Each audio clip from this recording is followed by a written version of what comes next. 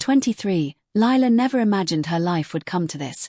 Wearing a wedding dress that wasn't hers, holding flowers meant for someone else, walking down an aisle for money. It started with desperation. Her father's medical bills had swallowed every last rupee, and the small bakery she ran couldn't keep up. That's when a strange offer came her way: be a rental bride. A wealthy man's grandmother wanted to see her grandson married before she passed away. The family needed someone to pretend, for just a few months, until the old woman recovered or said her final goodbye. The pay? Enough to save her father's life. Lila said yes. She expected the man to be arrogant, spoiled, a typical heir. But when Aiden Mirza, the groom-to-be, walked into the room, everything inside her stilled. He wasn't what she expected. He had kind eyes behind the sharp business look, and when he smiled politely, something inside her trembled. "Don't worry," he said quietly before the ceremony. "We'll keep this professional. No one gets hurt." But fate, as always, had other plans. The first weeks were a blur of pretending, smiles at family dinners, shared photos for social media, and hand-holding in public. Yet when the cameras disappeared, their laughter stayed real.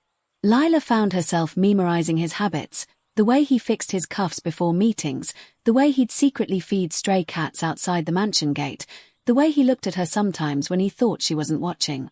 They started to talk late into the night. About dreams. About fears. About the loneliness that comes with pretending to be perfect. Aiden confessed that his grandmother's illness had left him hollow. Lila told him about her father's struggle, her lost bakery, her broken hopes. And somewhere between the lies, something true was born. One evening, it rained heavily, trapping them in the mansion's garden gazebo. Lila's laughter echoed through the downpour as she spun barefoot, dress soaked, cheeks glowing. Aiden just watched, his world, once made of money and contracts, now centered around that one moment. He stepped closer, brushing rain from her face. "You're supposed to be my pretend wife," he whispered. She smiled faintly. "And you're supposed to be just my employer. But what if I don't want to pretend anymore?" Lila's heart stopped. Days turned into weeks, and the line between real and fake dissolved completely. They cooked together, laughed together, even fought like a real couple.